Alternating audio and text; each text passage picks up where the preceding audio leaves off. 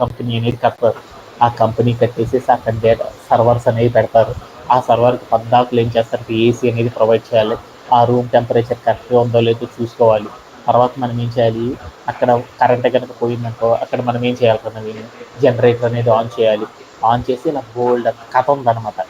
అదే మనం ఇక్కడ కనుక డేటాబేస్ మేనేజ్మెంట్ సిస్టమ్ని వాడడం ద్వారా మనకి ఎలాంటి ఇబ్బంది లేదనమాట. డేటాబేస్కి కావాల్సిన ఎంటైర్ సెక్యూరిటీ మొత్తాన్ని కూడా ఏం చేస్తుందంటే ఇదే చూసుకుంటుంది అనమాట. ఎలా అంటే ఆన్లైన్ లాక్స్ అనమాట. ఆన్లైన్లోనే ఇది ఏం చేస్తుందంటే బీభత్సమైన సెక్యూరిటీ ఫీచర్స్ ఉంటాయి. ఎవ్వరు కూడా హ్యాక్ కాకుండా మనం పెట్టుకున్న డేటాని పూర్తి సేఫ్గా ఉంచడానికి ఏం చేస్తుందంటే ఈ డేటాబేస్ మేనేజ్మెంట్ సిస్టమ్ అనేది బాగా హెల్ప్ఫుల్ అవుతుంది అనమాట. అలానే ఇదే కాకుండా ఇంకా మనకి ఏం చేస్తుందంటే మనం డేటాబేస్ లోపల నుంచి డేటాని తెచ్చుకోవడం కానీ ఇలాంటి ఈజీగా ఎలాంటి పనులైతే చేస్తామో ఆ ఒక్కరిని కూడా మనం చేయాలి అంటే ఏం చేస్తామంటే ఈ డేటాబేస్ మేనేజ్మెంట్ సిస్టమ్ని వాడడం ద్వారా చాలా చాలా ఈజీగా కంప్లీట్ అయిపోయింది. అలానే ఇంకా మనం ఏం చేస్తామంటే ఇంకా బోల్డ్ అన్ని పనులు కూడా ఉన్నాయన్నమాట. ఏంటిదంటే ఒకసారి డేటాబేస్లో కనుక మనం డేటాని పెట్టామనుకో ఆ డేటా అంతా కూడా నాకు ఏమవుతుందంటే లైఫ్ టైం మొత్తం కూడా ఉండాలనుకో అలా ఉండడానికి ఏం చేస్తుందంటే డ్యూరబిలిటీ అనే ఫీచర్ని ప్రొవైడ్ చేస్తుంది. అలానే ఇంకా అవైలబిలిటీ అనే ఫీచర్స్ని కూడా ఇదేం చేస్తుందంటే ఇదే సప్లై చేస్తుంది. అవైలబిలిటీ అంటే ఏంటిదంటే మనం ఒకసారి కనుక బ్యాంకుకి వెళ్ళామనుకో, నవీన్ కూడా బ్యాంకుకి వెళ్ళాడు. బ్యాంకుకి వెళ్ళి నవీన్ కూడా ఏం చేశాడంటే ఎప్పుడు కూడా బ్యాంక్కి వెళ్ళి వాడు డబ్బులు కావాలని కోరుకుంటాడా? కాదు కదా. ఏం చేస్తాడు, ఓన్లీ బ్యాలెన్స్ డీటెయిల్స్ ఎంత ఉన్నాయో చూడడానికైనా వెళ్తాడు, లేకపోతే ఏం చేస్తాడు అకౌంట్లో డబ్బులు వేయడానికి వెళ్తాడు, లేకపోతే అమౌంట్ని డెబిట్ చేసుకోవడానికైనా వెళ్తూ ఉంటాడు. ఇలా ఒక్కొక్క పర్పస్కి వెళ్తాడు కదా. వెళ్ళిన ప్రతి ఒక్కరికి కూడా ఏమవుతుందంటే వాళ్ళ పర్పస్ ఏదైతే ఉందో ఆ పర్పస్కి తగిన ఇన్ఫర్మేషన్ అనేది ఇవ్వడానికి ఏం చేస్తుందంటే ఈ అవైలబిలిటీ ఒకేసారి 1,00,000 మంది కనెక్ట్ అయినా కానీ 1,00,000 మందికి కూడా ఏం చేస్తుందంటే అందరికీ కూడా వాళ్ళకి ఏదైతే ఫీచర్స్ కావాలో ఆ ఫీచర్కి సంబంధించిన ఇన్ఫర్మేషన్ ఏం చేస్తుందంటే ఇస్తూ ఉంటుంది. అంతేగా నవీన్ కూడా డబ్బుల గురించి మాత్రం వచ్చాడు కాబట్టి ఇది వేస్ట్లో అనేసి తీసేయడం ఉంటుంది అనమాట.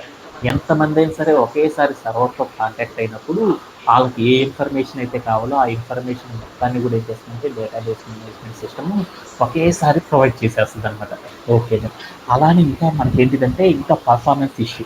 అంటే మనం ఏదైనా ఒక సాఫ్ట్వేర్ని కనుక వాడుతున్నామనుకో, ఏదైనా ఒక సాఫ్ట్వేర్ టూల్ని కనుక వాడుతున్నామనుకో ఆ సాఫ్ట్వేర్ టూల్ని మొత్తాన్ని దేంతో కనెక్ట్ చేస్తారంటే డేటాబేస్తో కనెక్ట్ చేస్తారనమాట. అలా కనెక్ట్ చేసినప్పుడు ఏమైందంటే దాని యొక్క ఇన్ఫర్మేషన్ ఏదైతే ఉందో ఆ టూల్ అనేది ఫాస్ట్గా వర్క్ అవ్వాలి. ఇప్పుడు నేను యూట్యూబ్ అనేది వాడుతున్నాను. యూట్యూబ్ అనేది ఓపెన్ చేశాను. యూట్యూబ్ మొత్తాన్ని కూడా ఏం చేస్తానంటే ఈ వెబ్సైట్ని బిల్డ్ చేసేటప్పుడు ఆ వెబ్సైట్ తాలూకా ఇన్ఫర్మేషన్ మొత్తం ఆ వెబ్సైట్ తాలూకా ఇన్ఫర్మేషన్ ఏంటంటే ఆ వెబ్సైట్లో ఎవరైనా యూజర్ జాయిన్ అయ్యారనుకో వాళ్ళ ఇన్ఫర్మేషన్, అలానే ఎవరైనా యూజర్స్ వీడియోస్ పోస్ట్ చేశారనుకో ఆ వీడియోస్ ఇన్ఫర్మేషన్, అలా నేనే ఏదైనా ఇన్ఫర్మేషన్ పెట్టాను ఆ ఇన్ఫర్మేషన్ ప్రతిదీ కూడా ఎక్కడికి వెళ్ళాలి అంటే డేటాబేస్లో స్టోరేజ్ అయ్యేటట్టు పెడతారనమాట. అంటే మనం ఏదైనా వెబ్ అప్లికేషన్ కనుక క్రియేట్ చేసామంటే ఆ వెబ్సైట్ తాలూకా ఇన్ఫర్మేషన్ మొత్తం స్టోరేజ్ చేయడానికి మనం ఏం చేస్తామంటే డేటాబేసెస్ అనే వాటిని యూజ్ చేసేసి ఆ ఇన్ఫర్మేషన్ మొత్తం కూడా దాంట్లో స్టోర్ అయ్యేటట్లు మనం ఏం చేస్తామంటే అసైన్ చేయడం అనేది చేస్తారనమాట. అలా అసైన్ చేసి నాకు ఏం చేస్తామంటే మనం యూట్యూబ్ అనేది వాడుతున్నాను.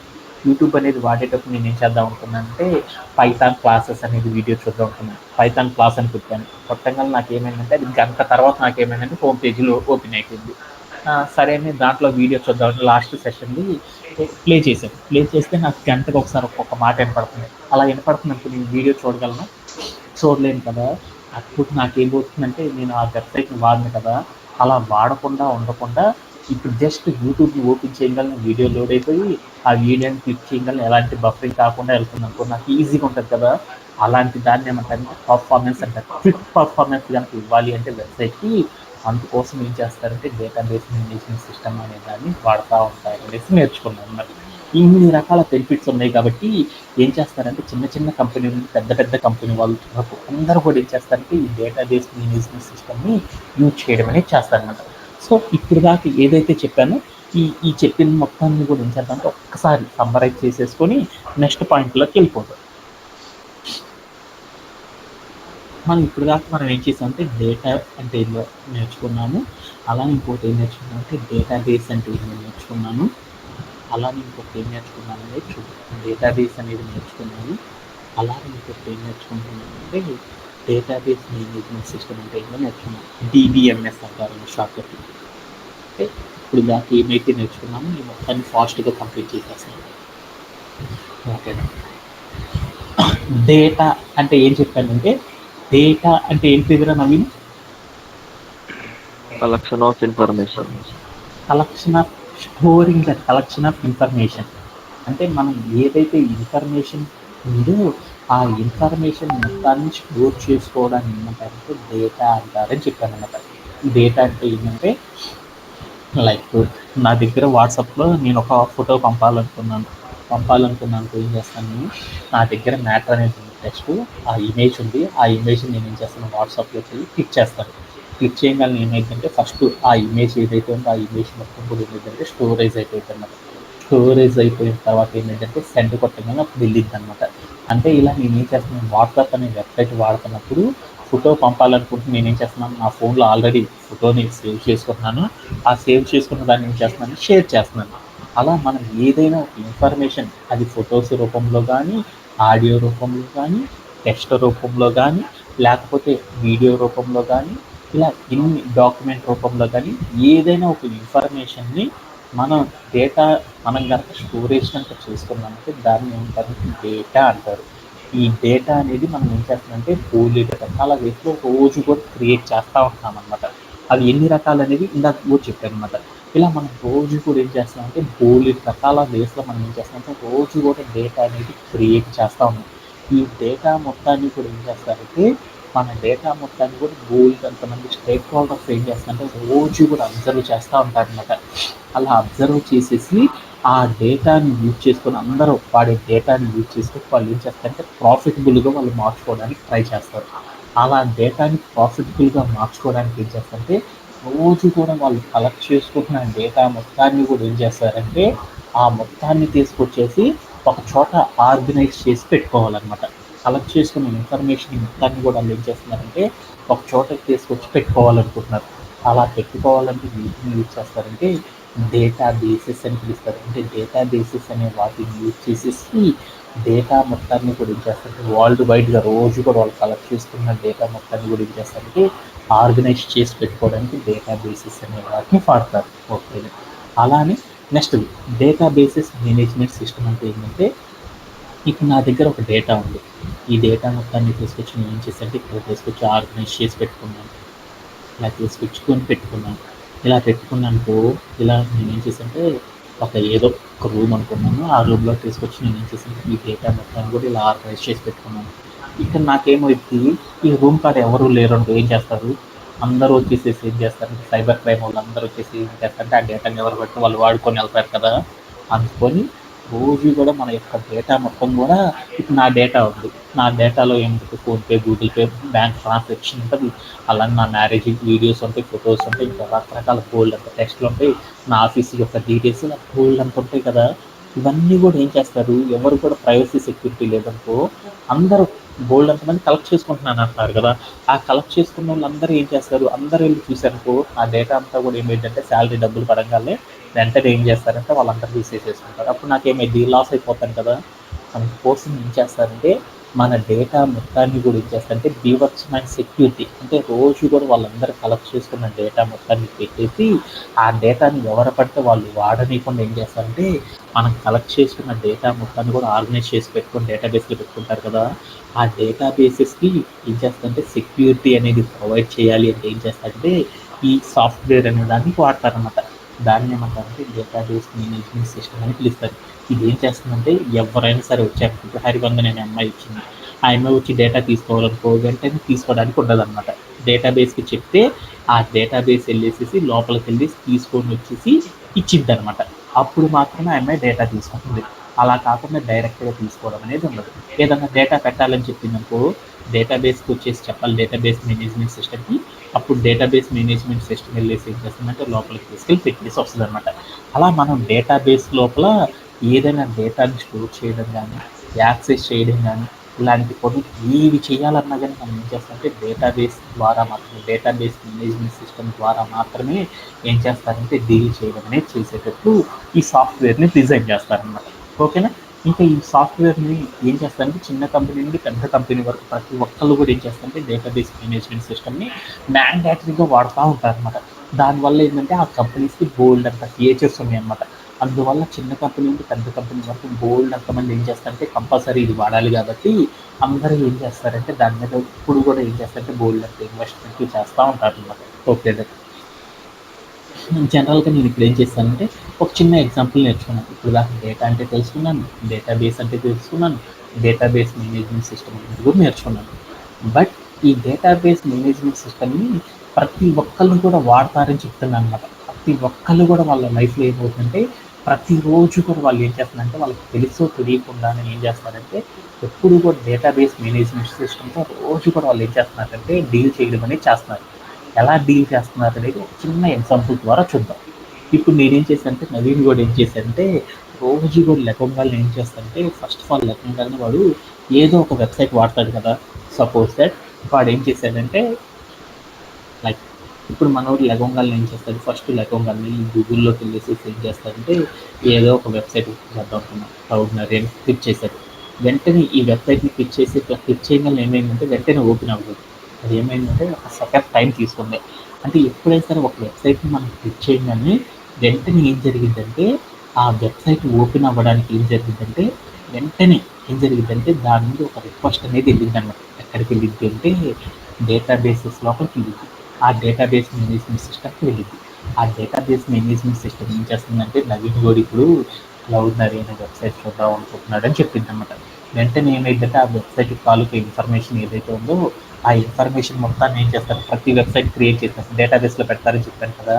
ఆ ఇన్ఫర్మేషన్ మొత్తం డేటాబేస్లో ఉంటుంది కాబట్టి వెంటనే ఏం చేస్తుందంటే ఈ డేటాబేస్ మేనేజ్మెంట్ సిస్టము డేటాబేస్ దగ్గరికి వెళ్ళి దాంట్లో నుండి ఏం చేస్తుందంటే ఆ డేటా మొత్తాన్ని తీసుకొని ఆ డేటాబేస్ మేనేజ్మెంట్ సిస్టమ్ ఏం చేస్తుందంటే యూజర్కి ఇచ్చేస్తుంది. అప్పుడు ఏం చేస్తుందంటే ఆ వెబ్సైట్ తాలూకు ఇన్ఫర్మేషన్ ఏదైతే ఉందో ఆ ఇన్ఫర్మేషన్ మొత్తాన్ని కూడా ఏం చేస్తాడంటే నవీన్ కూడా రోజు కూడా ఏం చేస్తాడంటే చూసుకుంటూ ఉంటాడు. ఇలా వెబ్సైట్ అనేది ఓపెన్ చేసినప్పుడు ఏం జరిగిందంటే బ్యాక్ ఎండ్లో మనకు తెలియకుండా ఫస్ట్ మనం ఎవరితో కాంటాక్ట్ అవుతాం అంటే డేటాబేస్ మేనేజ్మెంట్ సిస్టమ్తో కాంటాక్ట్ అయ్యి మనం ఏది సెర్చ్ చేసినా కానీ గూగుల్ లోపల అదంతా కూడా ఏం జరిగిందంటే ఇలాంటి వర్క్ ఫ్లోని ఫాలో అవుతూ ఉంటుంది అనమాట. ఓకేనా. అందువల్ల మనం ఏం చేస్తామంటే మనకు ప్రతిదీ కూడా ఆన్లైన్లో నువ్వు చేసే ప్రతిదీ కూడా ఏం చేస్తున్నావు, నువ్వు చేసే ప్రతి యాక్టివిటీ కూడా లైక్ ఇన్స్టాగ్రామ్ కానీ, జీమెయిల్ కానీ, ఫేస్బుక్ కానీ, వాట్సాప్ కానీ, ట్విట్టర్ కానీ, ఇలా నువ్వు వాడే ఏ వెబ్సైట్ అయినా సరే ఏం చేస్తున్నావు అంటే జస్ట్ ఆ వెబ్సైట్ని క్లిక్ చేయగానే ఏమైందంటే ఆ వెబ్సైట్ తాలూకు ఇన్ఫర్మేషన్ మొత్తం రావాలంటే ఏం చేస్తుందంటే డేటాబేస్ మేనేజ్మెంట్ సిస్టమ్కి వెళ్తుంది రిక్వెస్ట్. ఆ తర్వాత ఏమవుతుంది, డేటాబేస్ నుండి డేటాబేస్ మేనేజ్మెంట్ సిస్టమ్ ఏం చేస్తుందంటే ఆ డేటాని తీసుకొచ్చి మనకి ఇస్తూ ఉంటుంది. అప్పుడు మాత్రం ఏం చేస్తుందంటే ఈ వెబ్సైట్స్తో మనం ఏం చేస్తుందంటే రోజు కూడా వచ్చేయడం అనేది చేస్తున్నారు అనమాట. ఓకేనా. అందువల్ల ఏం చేస్తారంటే ప్రతి ఒక్కళ్ళు కూడా ఏం చేస్తారంటే సాఫ్ట్వేర్ ఇండస్ట్రీలో ఏంటంటే ఈ డేటాబేస్ మేనేజ్మెంట్ సిస్టమ్ అనేది కోర్ అనమాట. కంపల్సరీ ప్రతి ఒక్కళ్ళు కూడా వాడతారు కాబట్టి అందువల్ల చిన్న కంపెనీ నుండి పెద్ద కంపెనీ వరకు ప్రతి ఒక్కళ్ళు కూడా ఏం చేస్తారంటే దీని మీద బోల్డ్ అంత ఇన్వెస్ట్మెంట్ చేసేసి మోర్ ఎక్స్పెన్సివ్గా ఏం చేస్తారంటే దీని మీద ఇన్వెస్ట్మెంట్స్ అనేవి చేస్తూ ఉంటారు అనమాట. మీరు ఇక్కడ స్క్రీన్ మీద చూస్తున్నారు చూడండి, ఈ స్క్రీన్ మీద చూసి ఏవైతే కనపడుతున్నాయో అవన్నిటిని ఏమంటారంటే డేటాబేస్ మేనేజ్మెంట్ సిస్టమ్ సాఫ్ట్వేర్స్ అని పిలుస్తారనమాట. అంటే ఈ సాఫ్ట్వేర్స్ని యూజ్ చేసి మనం ఏం చేస్తామంటే డేటాని సెక్యూర్ చేసుకోవడం అనేది చేస్తూ ఉంటారు అనమాట. అందువల్ల ప్రతి కంపెనీ వాళ్ళు కూడా ఏం చేస్తారంటే ఈ సాఫ్ట్వేర్స్ని ఏం చేస్తారంటే డేటాబేస్ మేనేజ్మెంట్ సిస్టమ్ కోసం ఏం చేస్తారంటే వాడడం అనేది చేస్తారనమాట డేటాబేసెస్ కోసం. ఓకేనా. ఓకేనా. సో ఇప్పుడు దాకా మనం ఏదైతే నేర్చుకున్నామో ఈ ఫస్ట్ 2 సెషన్స్ అనేవి కొంచెం ఫాస్ట్గా అయిపోతుంది. తర్వాత నుండి ఏంటంటే 20 డేస్లో మనం ఈ డేటాబేస్ మేనేజ్మెంట్ సిస్టమ్ కంప్లీట్ చేసేసుకున్నాం. ఓకే. సో నెక్స్ట్ దాంట్లోకి వెళ్దాం అనమాట. నెక్స్ట్ మీకు ఏం చెప్పాను, టైప్స్ ఆఫ్ డేటాబేస్. ఇప్పుడు దాకా మీకు ఏదైతే చెప్పానో ఇదంతా బాగా గుర్తుంటే నెక్స్ట్ ఇవన్నీ కూడా మనకు అర్థమైంది అనమాట. టైప్స్ ఆఫ్ డేటాబేసెస్ అంటే డేటాబేస్ అంటే ఏంటంటే నవీన్, అసలు డేటాబేస్ అంటే ఏంటి? డేటాబేస్ అనేది ఆల్ ఆర్గనైజ్డ్ డేటాని మొత్తాన్ని స్టోర్ చేసుకునేది. నువ్వేమని చెప్పావంటే నవీన్ నాకు అర్థమైంది. ఇప్పుడు డేటాబేస్ అంటే ఏం చెప్పావంటే రోజు కూడా మనం ఏం చేస్తామంటే స్టేక్ హోల్డర్స్ బోల్డ్ అంత డేటా కలెక్ట్ చేస్తారు. ఆ కలెక్ట్ చేసుకున్న డేటా మొత్తాన్ని కూడా ఒక చోట పెట్టుకోవాలి కదా. అలా పెట్టుకోవాలంటే ఏం చేస్తారంటే డేటాబేసెస్. నా దగ్గర ఏమున్నాయంటే కందిపప్పు ఉన్నాయి. కందిపప్పు దాచిపెట్టుకోవాలంటే ఏం చేస్తాము, ఒక డబ్బా తీసుకుని ఆ డబ్బాలో దాచిపెట్టుకుంటాను. అలానే మినప్పప్పు దాచిపెట్టుకోవాలంటే ఒక డబ్బా తీసి ఒక డబ్బాలో పెట్టుకుంటాం. అలా రోజు కూడా ఏమవుతుందంటే బోల్డ్ అంత డేటాని ఏం చేస్తున్నారంటే బోల్డ్ అంత మన స్టేక్ హోల్డర్స్ అందరూ కూడా ఏం చేస్తున్నారు, కలెక్ట్ చేసుకుంటున్నారు. ఆ కలెక్ట్ చేసుకున్న డేటా మొత్తాన్ని కూడా ఏం చేస్తున్నారంటే డేటా బేసెస్ అనే వాటిని ఉపయోగించి వాటిని ఏం చేస్తున్నారంటే స్టోర్ చేస్తున్నారు. ఇలా స్టోర్ చేయాలి అంటే కొన్ని పద్ధతులు ఉన్నాయి అన్నమాట. ఆ పద్ధతులు ఏంటి అనేది చూద్దాం అన్నమాట. సో దాంట్లోకి వచ్చేటప్పటికి ఫస్ట్ వన్ అంటే మనం స్టోర్ చేసుకోవడానికి అందరూ అన్ని రకాలుగా స్టోర్ చేయమన్నమాట. ఎలా స్టోర్ చేస్తారంటే ఇప్పుడు మా నవీన్ కూడా ఉన్నాడు, ప్లాస్టిక్ డబ్బాలో స్టోర్ చేసుకుంటాడు. మా మురళి ఉన్నాడు, గిన్నెలో స్టోర్ చేసుకుంటాడు. మా హరివందన ఉంది, ఒక గ్లాస్ జార్ తీసుకొని ఆ గ్లాస్ జార్లో పెట్టుకుంటాడు. అంటే ఒక్కొక్కరు స్టోర్ చేసుకోవాలంటే అందరూ ఒకేలా స్టోర్ చేసుకుంటారా? కాదు కదా. ఒక్కొక్కరు ఒక్కొక్క వెరైటీలు స్టోర్ చేసుకుంటారు కదా. అలానే మనకి డేటా బేసెస్లో కూడా డేటాబేస్ అంటే ఏంటిదంటే మనం కలెక్ట్ చేసుకున్న డేటాని ఒక చోట ఆర్గనైజ్ చేసి పెట్టుకోవడం అన్నమాట. దాచిపెట్టుకోవడానికి డేటాబేసెస్ అనేవి వాడతారు. అలా దాచిపెట్టుకోవాలంటే మనం ఏం చేస్తారంటే బోలెడు రకాల ఫార్మాట్స్లో మనం ఏం చేస్తారంటే డేటాని ఏం చేస్తారంటే ఆర్గనైజ్ చేసుకోవడం అనేది చేస్తారు. అది ఎన్ని రకాలంటే దాని గురించి కూర్చుంటాం అన్నమాట. అదేంటిదంటే మార్కెట్లో మనం ఏం చేస్తారంటే మనం కలెక్ట్ చేసుకున్న డేటా మొత్తాన్ని కూడా ఆర్గనైజ్ చేసి పెట్టుకోవడానికి డేటాబేసెస్ అనే వాటిని యూజ్ చేస్తారు. మార్కెట్కి మనం ఏం చేస్తామంటే బోలెడు రకాల డేటాబేసెస్ని బోలెడు రకాల వేస్లో మనం ఏం చేస్తామంటే డేటాబేసెస్లో మనం ఏం చేస్తామంటే డేటాని ఆర్గనైజ్ చేసి పెట్టుకోవడం అనేది చేస్తారు. వాటిలో ఒక దాన్ని ఏమంటారంటే రిలేషనల్ డేటాబేస్ అని, మరొక దాన్ని ఏమంటారంటే ఎనలిటికల్ డేటాబేస్ అని, మరొక దాన్ని కీ వాల్యూ డేటాబేస్ అని, మరొక దాన్ని కాలం ఫ్యామిలీ అనేసి, మరొక దాన్ని గ్రాఫ్ డేటాబేస్ అనేసి, మరొక దాన్ని డాక్యుమెంటెడ్ డేటాబేసెస్ అని. ఇదే కాకుండా మార్కెట్లో మనకి ఏమైందంటే ఇంకా బోలెడు రకాల డేటాబేసెస్ ఉన్నాయన్నమాట. ఇలా ఈ రకాల డేటాబేసెస్ని యూజ్ చేసి మనం ఏం చేస్తామంటే రోజు కూడా డీల్ చేయడం అనేది చేస్తారు. అంటే రిలేషనల్ డేటాబేస్ అంటే మనం ఏం చేస్తామంటే మార్కెట్లో మనకి బోలెడు రకాల డేటాబేసెస్ ఉంటాయని నాకు అర్థమైంది. అసలు డేటాబేస్ అంటే ఏంటి అనేది ఇంకొంచెం డీప్గా తెలుసుకుందాం అనేసి నేను ఏం చేస్తానంటే ఇంకొంచెం నెక్స్ట్ పీపీటీలోకి వెళ్ళాను. బేస్డ్ ఆన్ ద అసలు ఈ డేటాబేసెస్ని ఎందుకు వాడతారంటే based on the user requirement. అంటే యూజర్ యొక్క రిక్వైర్మెంట్ ఏదైతే ఉంటుందో ఆ రిక్వైర్మెంట్ తగ్గట్టు మన కంపెనీ వాడి యొక్క రిక్వైర్మెంట్ ఏదైతే ఉంటుందో ఆ రిక్వైర్మెంట్ తగ్గట్టు మనం ఏం చేస్తామంటే డేటా మొత్తాన్ని కూడా ఏం చేస్తామంటే ఆర్గనైజ్ చేసుకోవడానికి ఏం చేస్తారంటే ఈ డేటాబేసెస్ అనే వాటిని యూజ్ చేస్తారు.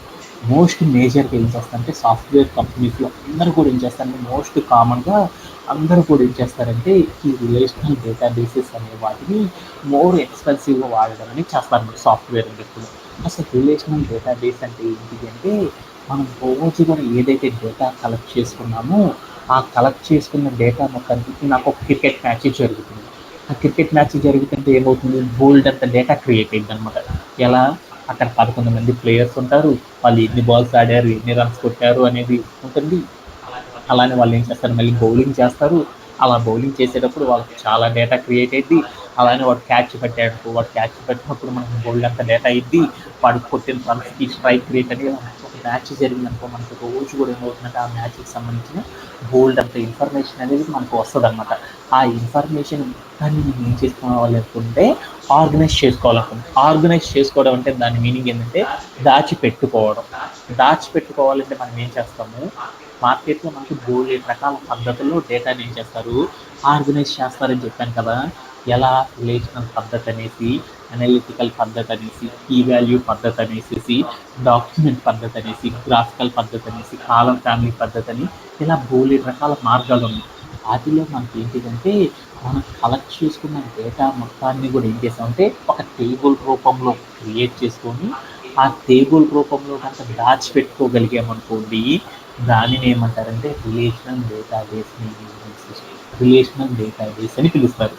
అంటే మనం కలెక్ట్ చేసుకున్న డేటా మొత్తాన్ని కూడా ఈ రైట్ సైడ్లో మీకు కనపడుతుంది ఒక ఇమేజ్, టేబుల్ రూపంలో కనుక స్టోర్ చేసుకున్నాం అనుకో, అలా స్టోర్ చేసుకోవడాన్ని ఏమంటారంటే రిలేషనల్ డేటాబేస్ అని పిలుస్తారు. ఈ రిలేషనల్ డేటాబేస్ అనేది చాలా చాలా పవర్ఫుల్ అనమాట. సాఫ్ట్వేర్ ఇండస్ట్రీలో 80% ఆఫ్ ద డెవలపర్స్ అందరూ కూడా ఏం చేస్తారంటే ఈ రిలేషనల్ డేటాబేస్ని వాడటం అనేది చేస్తారనమాట. ఓకేనా. ఇంకా దీని గురించి ఇంకొంచెం డీటెయిల్స్ చూద్దాం.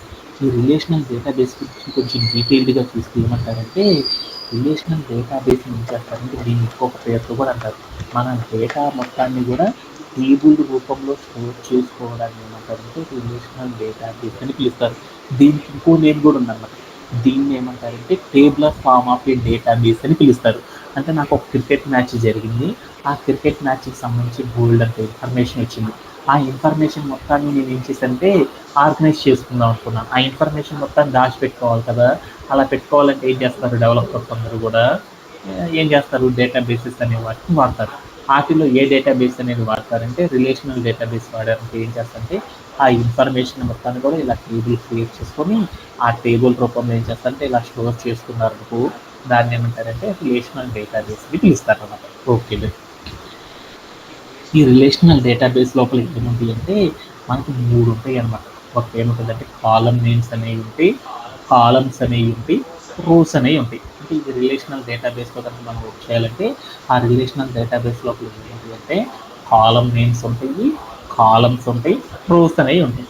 వీటిని ఆధారంగా చేసుకొని మనం ఏం చేస్తామంటే రిలేషనల్ డేటాబేస్ అనే వాటిని ఫామ్ చేయడం అనేది చేస్తారనమాట. ఓకేనా. ఇంకా మనం డీటెయిల్గా చూస్తే ఏమర్థమైందంటే ఇక్కడ మనం కాలమ్స్ అనేవి ఉన్నాయి కదా ఈ రిలేషనల్ డేటాబేస్ క్రియేట్ చేసేటప్పుడు కొన్ని టూల్స్ ఉన్నాయన్నమాట. అక్కడ కాలమ్స్ అంటారు చూడు, నేమ్ అని ఉంది చూడు, విరాట్, ధోని, సచిన్ అని చూడు, ఆ మొత్తం డేటా ఉన్న ఆ దానిని ఏమంటారంటే ఆ లైన్ ఏమంటారు కాలం అంటారు. ఈ కాలంలో ఏదైనా సరే డేటా నింపేటప్పుడు మనం ఆ డేటా మొత్తం కూడా ఎలాంటి డేటా నింపాలంటే ఒకే డేటా టైప్కి సంబంధించిన వాల్యూనే స్టోర్ చేయాలన్నమాట. అలానే నువ్వు ఇక్కడ టేబుల్ చూసుకున్నాను రిలేషనల్ డేటాబేస్ లోపల స్కోర్ అని ఒక కాలం ఉంది చూడు, ఆ కాలం లోపల మనం వాల్యూస్ అన్ని రాసేటప్పుడు ఏమున్నాయో చూడు 50, 35 ఉన్నాయి చూడు, అవన్నీ ఏంటిది ఒకే డేటా టైప్లో ఇంటీజర్ రూపంలో ఉంది. అంటే మనం ఒక రిలేషనల్ డేటాబేస్లో కనుక మనం డీల్ చేయాలి అంటే మనకు ఒకటి తెలిసి ఉండాలన్నమాట. ఏంటిదంటే టేబులర్ ఫామ్లో ఉండే డేటాబేస్ని ఏమంటారంటే మన డేటాని టేబుల్ రూపంలో స్టోర్ చేసుకోవడాన్ని ఏమంటారంటే రిలేషనల్ డేటాబేస్ అంటారు. ఈ రిలేషనల్ డేటాబేస్లో ఏమంటుంటే కాలమ్స్, రోస్, కాలమ్ నేమ్స్ అనేవి ఉంటాయి. ఒక కాలం నేమ్ లోపల ఏదైనా సరే డేటాని కనుక మనం స్టోర్ చేసుకోవాలంటే ఆ కాలంలో మనం స్టోర్ చేసే డేటా అంతా కూడా ఎలా ఉండాలంటే ఒకే డేటా టైప్కి సంబంధించిన డేటాని మనం ఏం చేయాలంటే స్టోర్ చేయాలి అని గుర్తుపెట్టుకుంటే చాలు. ఇంకా దీని గురించి మనం ఏం చేద్దామంటే ముందుకు వెళ్ళే కొన్ని ఏం చేద్దామంటే దీని గురించి కొంచెం డీటెయిల్ అనేది నేర్చుకుందాం. దీంట్లో ఏమన్నా డౌట్ ఉందండి అది? సార్. ఓకేనా. అలానే మనం ఏం చేసామంటే ఈ వాల్యూస్ కనుక స్టోర్ చేయాలంటే వేటిని యూజ్ చేస్తారంటే ఇంటీజర్స్ని, ఫ్లోట్ అని, వార్ క్యార్ అని, టెక్స్ట్ అని, డేట్ అని, టైం అని, డే టు టైం అనేసి బులియన్ అనే వాల్యూస్తో మనం ఏం చేస్తామంటే ఈ డేటాబేస్ లోపల ఏం చేస్తామంటే ఈ రిలేషనల్ డేటాబేస్ లోపల కాలం లోపల వాల్యూస్ని కనుక స్టోర్ చేయాలనుకో ఏం చేస్తారంటే ఈ స్క్రీన్ మీద తీసిన ఈ డేటా టైప్స్ని యూజ్ చేసేసి ఏం చేస్తారంటే వాల్యూస్ని స్టోర్ చేయడం అనేది చేస్తారన్నమాట. ఈ డేటా టైప్స్ అన్నిటి గురించి మనం ఏం చేద్దామంటే ముందుకు వెళ్ళేటప్పుడు కొంచెం డీటెయిల్గా నేర్చుకుందాం. ఓకే. ఓకే. సో నెక్స్ట్ అంటే ఇందాక దాకా మనం ఏం చెప్పుకున్నాము మన డేటా ఏదైతే ఉందో ఆ డేటా మొత్తాన్ని కూడా ఏం చేస్తున్నాం ఆర్గనైజ్ చేసి పెట్టుకోవాలంటే మనం ఏం చేస్తున్నాం డేటా బేసెస్ అనే వాటిని వాడతామని చెప్పుకున్నాం. అలానే మనం డేటా మొత్తాన్ని కూడా ఏం చేసామంటే టేబుల్ రూపంలో ఆర్గనైజ్ చేసి పెట్టుకోవాలంటే అప్పుడు మనం ఏం చేస్తున్నాము రిలేషనల్ డేటా బేసెస్ అనే వాటిని క్రియేట్ చేసి దాని ద్వారా ఏం చేస్తామంటే స్టోర్ చేసుకుంటామని చెప్పారు. ఇది చాలా పవర్ఫుల్ అని చెప్పారు. అలానే మిగతావన్నీ అంత పవర్ఫుల్ కాదు కాబట్టి అందరూ కూడా ఏం చేశారంటే మనం స్టోర్ చేసి పెట్టుకునే డేటాబేసెస్ మొత్తాన్ని కూడా 2 రకాలుగా విడగొట్టారు. ఒక దాన్ని ఏమంటారంటే రిలేషనల్ డేటాబేస్ అంటారు. అది కాకుండా మిగిలిపోయి ఉన్నాయి చూడండి ఈ స్క్రీన్ మీద కనపడుతున్నాయి చూడండి అనలిటికల్ అని, గ్రాఫికల్ అని, వాల్యూ కాలం ఫ్యామిలీ అనేసి, డాక్యుమెంట్ అనేసి వీటన్నిటిని కలిపితే ఏమంటారంటే నాన్ రిలేషనల్ డేటాబేసెస్ అని పిలుస్తారు.